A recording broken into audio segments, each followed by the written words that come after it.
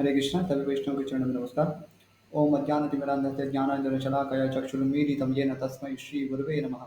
श्रीचैतन्यमनोभीष्टं स्थापितं येन भूतले स्वयं रूपः कदा मह्यं ददाति स्वपदान्तिकं। वाञ्छाकल्पतरुभ्यश्च कृपासिन्धुभ्य एव च पतितानां पावनेभ्यो वैष्णवेभ्यो नमो नमः। श्रीकृष्ण चैतन्य प्रभु नित्यानंद श्री अद्वैत गदाधर श्रीवासदि गौरभक्तवृंद। हरे कृष्णा कृष्ण कृष्ण हरे हरे, हरे राम राम राम हरे हरे। सभी भक्तों का स्वागत है आज के महाभारत कथा में। हम श्रवण कर रहे थे किस प्रकार से अग्निदेव एक ब्राह्मण का वेश धारण करके आते हैं और श्री कृष्ण और अर्जुन के समक्ष निवेदन करते हैं कि अ, पूर्व काल में उन्हें इस खांडवन को जलाने की इच्छा थी, लेकिन वे ऐसा नहीं कर पाए थे। और उसके पीछे फिर वो कथा बताते हैं कि कैसे महाराज श्वेतकी थे जो अनेक अनेक वर्षों तक उन्होंने घी में अ, आहुति प्रदान करके अग्निदेव को संतुष्ट किया था, देवताओं को संतुष्ट किया था। और उसके कारण अग्निदेव को एक प्रकार से देखें तो अ, अपच हो गया था। और इसके लिए वे प्रजापति ब्रह्मा से याचना करते हैं और ब्रह्मा जी उन्हें खांडव वन को ग्रहण करने की अनुमति देते हैं। और इसमें हमने ये भी सुना कि किस प्रकार से अग्निदेव प्रयास तो करते हैं खांडवन को जलाने का, बार बार प्रयास करते हैं, लेकिन वहाँ के जो जीव जंतु है वे अपने प्रयास से, संयुक्त प्रयास से उसको उस अग्नि को बुझाने में सफल हो जाते हैं। और अब आगे की कथा सुनेंगे।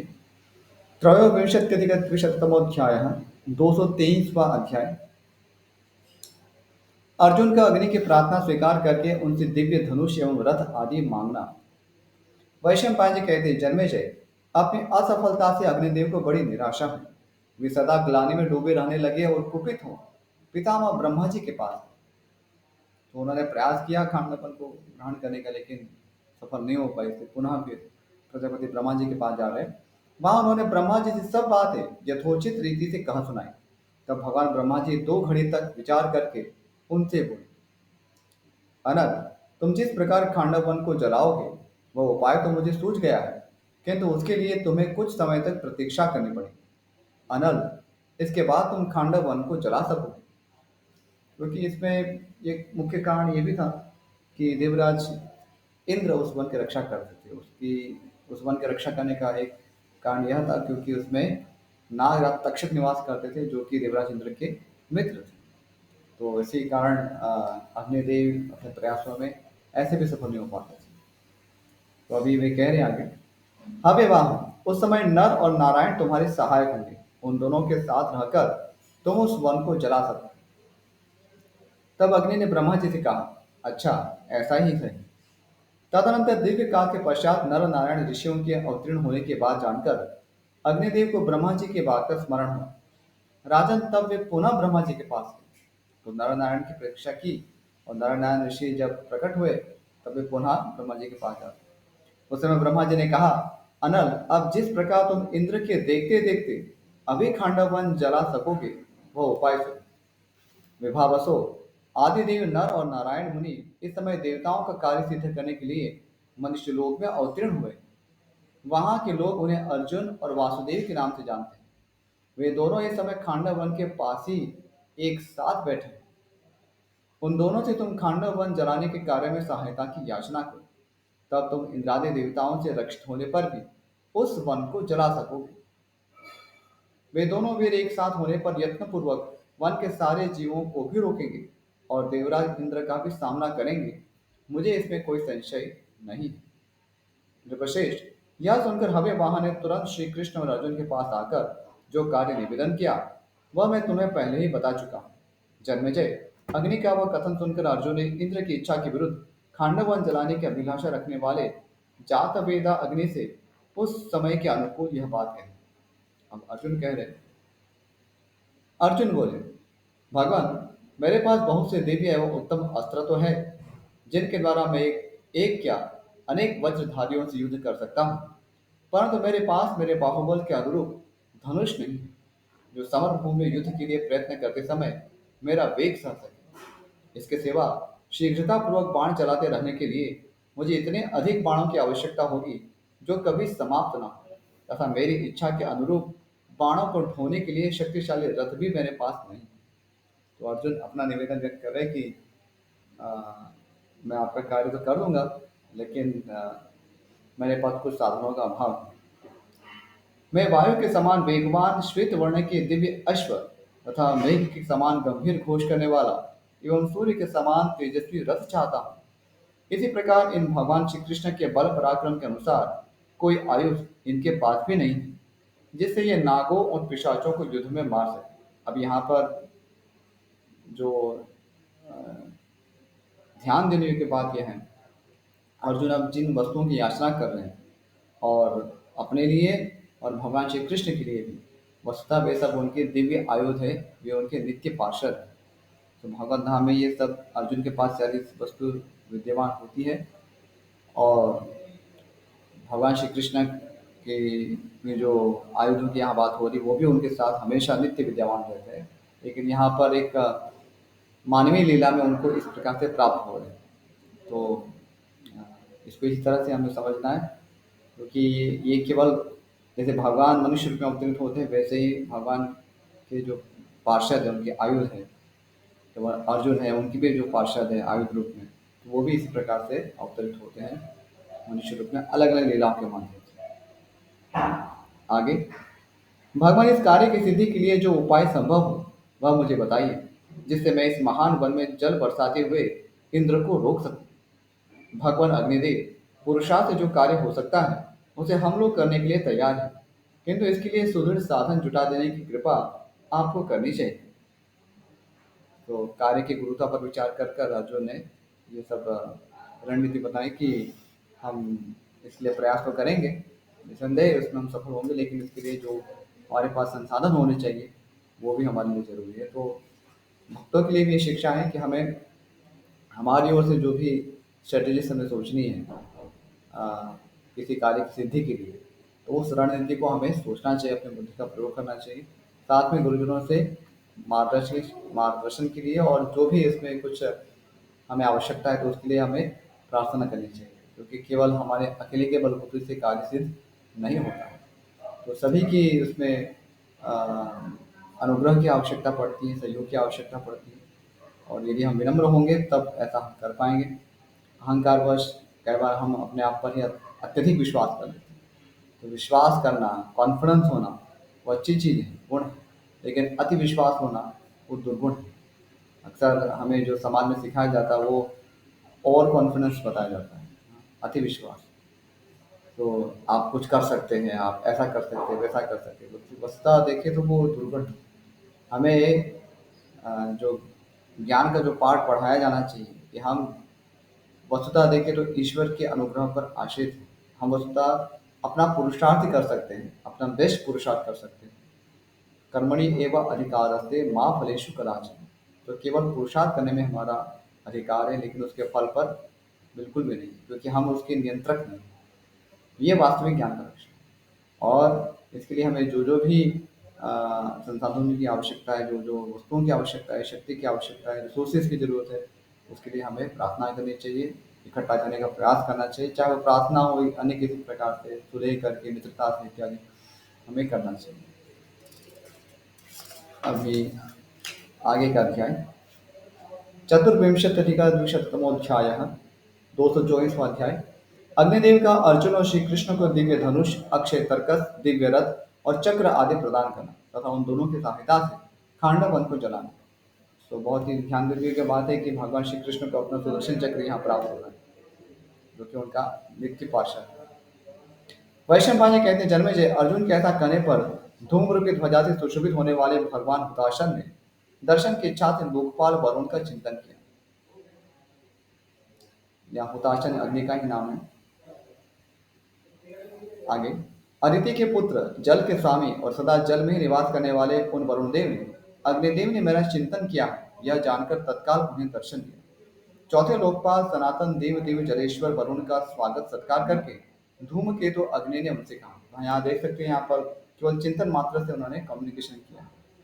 तो जो आज अ, आधुनिक जगत में भी ये जो विचार है टेलीपैथी के, तो हम यहाँ देख सकते हैं कि ये पहले भी ऐसा होता था।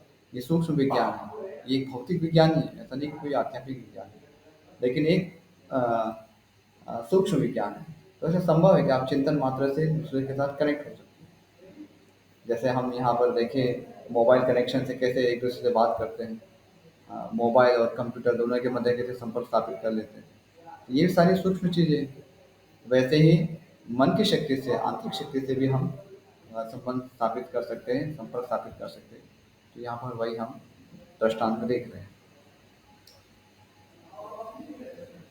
अग्निदेव कह रहे हैं, वरुण देव, राजा सोम ने आपको जो दिव्य धनुष और अक्षय तर्कस दिए हैं, वे दोनों मुझे शीघ्र दीजिए।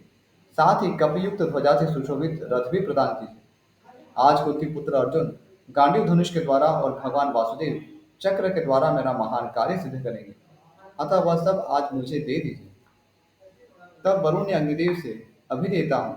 ऐसा कहकर वह धनुषों में रत्न के समान गांडीव तथा बाणों से भरे हुए दो अक्षय एवं बड़े तर्कस भी दिए। वह धनुष अद्भुत था, उसमें बड़ी शक्ति थी और वह यश एवं कीर्ति को बढ़ाने वाला था। किसी भी अस्त्र शस्त्र से वह टूट नहीं सकता था और दूसरे सब शस्त्रों को नष्ट कर डालने की शक्ति उसमें मौजूद थी। उसका आकार सभी आयुधों से बढ़कर था। शत्रुओं की सेना को विलीन करने वाला वह एक ही धनुष दूसरे लाख धनुषों के बराबर था।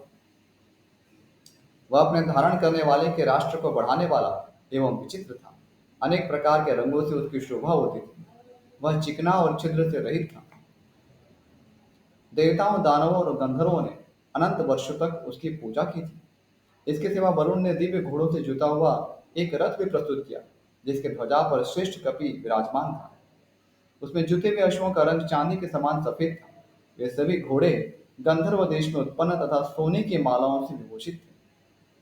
उनकी कांति सफेद बादलों की सी जान पड़ती थी।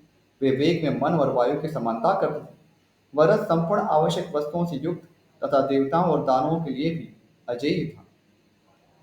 उससे तेजोमय किरणें छिटकती थी। उसके चलने पर सब और बड़े जोर की आवाज गूंज उठती थी। वह रथ सब प्रकार के रत्नों से जटित होने के कारण बड़ा मनोरम जान पड़ता था। संपूर्ण जगत के स्वामी प्रजापति विश्वकर्मा ने बड़ी भारी तपस्या के द्वारा उस रथ का निर्माण किया था। उस सूर्य के समान तेजस्वी रथ का इदमित्थम रूप से वर्णन नहीं हो सकता, यानी कि ये ऐसा है, ऐसा हम कह ही नहीं सकते, क्योंकि वो रथ इतना अद्भुत था। पूर्व काल में शक्तिशाली सोम यानी कि चंद्रमा ने उसी रथ पर आरूढ़ हो दानवों पर विजय पाई थी। वह रथ नूतन मेघ के समान प्रतीत होता था और अपनी दिव्य शोभा से प्रज्वलित सा हो रहा था। इंद्रधनुष के समान कांति वाले श्री कृष्ण और अर्जुन उस श्रेष्ठ रथ के समीप थे। उस रथ का ध्वजदंड बड़ा सुंदर और सुवर्णमय था। उसके ऊपर सिंह और व्याघ्र के समान भयंकर आकृति वाला दिव्य वानर बैठा था। उस रथ के शिखर पर बैठा हुआ वह वानर ऐसा जान पड़ता था मानो शत्रुओं को भस्म कर डालना चाहता हूँ। उस ध्वज में और भी नाना प्रकार के बड़े भयंकर प्राणी रहते थे, जिनकी आवाज सुनकर शत्रु सैनिकों के होश उड़ जाते थे। वह श्रेष्ठ रथ भांति भांति के पताकाओं से सुशोभित हो रहा था। अर्जुन ने कमर कस ली, कवच और तलवार बांध ली, दस्ताने पहन लिए तथा रथ की परिक्रमा और देवताओं को प्रणाम करके वे उस पर आरूढ़ हुए, ठीक वैसे ही जैसे कोई पुण्यात्मा विमान पर बैठता है। तदनंतर पूर्व काल में ब्रह्मा जी ने जिसका निर्माण किया था, उस दिव्य एवं श्रेष्ठ गांडीव धनुष को हाथ में लेकर अर्जुन बड़े प्रसन्न हुए। पराक्रमी धनंजय ने अग्निदेव को सामने रखकर उस धनुष को हाथ में उठाया और बल लगाकर उस पर प्रत्यंचा चढ़ा दी। महाबली पांडुकुमार के उस धनुष पर प्रत्यंचा चढ़ाते समय जिन लोगों ने उसके टंकार सुने, उनका हृदय व्यथित हो उठा, यानी कि इतनी भयंकर टंकार हुई। वह रथ धनुष तथा अक्षय तर्कस पाकर कुंती नंदन अर्जुन अत्यंत प्रसन्न हो अग्नि की सहायता करने में समर्थ हो गए। तदनंतर पावक ने भगवान श्री कृष्ण को एक चक्र दिया, जिसका मध्य भाग वज्र के समान था। उस अग्नि प्रदत्त प्रिय अस्त्र चक्र को पाकर भगवान श्री कृष्ण भी उस समय सहायता के लिए समर्थ हो गए। फिर कहने के बाद समर्थ हो गए, लेकिन वो पहले ही समर्थ थे, सर्वसमर्थ थे। उनसे अग्निदेव उनसे अग्निदेव ने कहा, मधुसूदन, इस चक्र के द्वारा आप युद्ध में अमानव प्राणियों को भी जीत लेंगे, इसमें संशय नहीं है। इसके होने से आप युद्ध में मनुष्यों, देवताओं, राक्षसों, पिशाचों, दैत्यों और नागों से भी अधिक शक्तिशाली होंगे तथा इन सब का संहार करने में भी निसंदेह सर्वश्रेष्ठ सिद्ध होंगे। माधव, युद्ध में आप जब जब इसे शत्रुओं पर चलाएंगे, तब तब यह उन्हें मारकर और स्वयं किसी अस्त्र से प्रतिहत न होकर पुनः आपके हाथ में आ जाएगा। तत्पश्चात भगवान वरुण ने भी बिजली के समान कड़कड़ाहट पैदा करने वाली कमोदकी नामक गदा भगवान को भेंट की। अब ये कमोदकी गदा जो है वो भगवान का नित्य पार्षद है, जो दैत्यों का विनाश करने वाली और भयंकर थी। इसके बाद अस्त्र विद्या के ज्ञाता एवं शस्त्र संपन्न अर्जुन और श्री कृष्ण ने प्रसन्न होकर अग्निदेव से कहा, भगवान, अब हम दोनों रथ और ध्वजा से युक्त हो संपूर्ण देवताओं तथा असुरों से भी युद्ध करने में समर्थ हो गए। फिर तक्षक नाग के लिए युद्ध की इच्छा रखने वाले अकेले वज्रधारी इंद्र से युद्ध करना क्या बड़ी बात है। अर्जुन बोले, अग्निदेव, सबके इंद्रियों के प्रेरक ये महापराक्रमी जनार्दन जब हाथ में चक्र लेकर युद्ध में विचरेंगे, उस समय त्रिलोकी में ऐसी कोई भी वस्तु नहीं है जिसे ये चक्र के प्रहार से भस्म न कर सके। पावक, मैं भी यह गांडीव धनुष और ये दोनों बड़े बड़े अक्षय तरकस लेकर संपूर्ण लोगों को युद्ध में जीत लेने का उत्साह रखता हूँ। महाप्रभु, अब आप इस संपूर्ण वन को चारों ओर से घेर कर आज ही इच्छानुसार जलाइए। हम आपकी सहायता के लिए तैयार हैं। वैशंपायन पांडे कहते, जन्मेजय, श्री कृष्ण और अर्जुन के ऐसा कहने पर भगवान अग्नि ने तेजोमय रूप धारण करके खांडव वन को सब ओर से जलाना आरंभ कर दिया। सात ज्वालामयी जिह्वाओं वाले अग्निदेव खांडव वन को सब ओर से घेर कर महाप्रलय का सा दृश्य उपस्थित करते हुए जलाने लगे। भरतश्रेष्ठ, उस वन को चारों ओर से अपनी लपेटों में लपेटकर और उसके भीतरी भाग में भी व्याप्त होकर अग्निदेव मेघ की गर्जना के समान गंभीर घोष करते हुए समस्त प्राणियों को कंपाने लगे। भारत उस जलते हुए खांडव वन का स्वरूप ऐसा जान पड़ता था मानो सूर्य की किरणों से व्याप्त पर्वतराज मेरु का संपूर्ण कलेवर उद्दीप्त हो उठा हो। तो हमने यहाँ पर इसके पहले भी चर्चा की थी कि कैसे यहाँ पर जो प्राणियों का विनाश हो रहा है या अन्य जो वन्य जंतु उनका भी विनाश हो रहा है, तो इसको एक उच्च उद्देश्य के लिए किया हुआ आहो की हुई आहुति के रूप में समझना चाहिए, क्योंकि यहाँ पर केवल एक जीवा की संतुष्टि के लिए ये संहार नहीं हो रहा था। तो संहार अपने आप में कोई बुरी चीज़ भी नहीं है। अक्सर हम मृत्यु को बहुत ही भयानक रूप में देखते हैं, या यूँ कहें तो हम कभी चाहते ही नहीं। लेकिन ये भगवान की सृष्टि का ही एक अंग है। तो भगवान की वो पवित्र सृष्टि है, तो उसमें कोई दोष नहीं है। तो अ, जब हम अ, वस्तु को सही दृष्टि से उसको परखते हैं, उसको देखते हैं, तब उसमें अ, भगवत भावना का हमें अनुभव होगा और हम उससे विचलित नहीं होंगे। तो यहाँ पर हम देखते हैं कि अ, जो संहार भी हो रहा है वो भी लोक कल्याण के लिए हो रहा है, और इन सारे जो प्राणी हैं उन सबको उद्गति प्राप्त है, क्योंकि एक महान उद्देश्य से ये कार्य हो रहा है, किसी की जीवा की तुष्टि के लिए नहीं। तो समाज में जो जिस प्रकार के जीवा की तुष्टि के लिए पशुवध होता है, तो वो जघन्य है, क्योंकि उसमें जिसको मारा जाता है, काटा जाता है, उसके हित के लिए कोई चिंतन भी नहीं है। यज्ञ में तो ऐसे ब्राह्मणों को आमंत्रित किया जाता था। अभी कलयुग में सब वर्जित है। लेकिन दूसरे युगों में कृतयुग, त्रेता युग और द्वापर युग में ऐसे यज्ञ हुआ करते थे, और ऐसे क्वालिफाइड ब्राह्मण जो हुआ करते थे वो अपनी मंत्र शक्ति से अ, जो मरे हुए पशुओं को जीवित कर देते थे। और जिनका वध होता भी था तो उन्हें ऊर्ध्व गति की प्राप्ति होती थी। उन्हें इस प्रकार से जो नानाविध जो 84 लाख योनियां हैं उनमें से उनको गुजरना नहीं पड़ता है, उनकी ऊर्ध्व गति शीघ्र से शीघ्र होती है।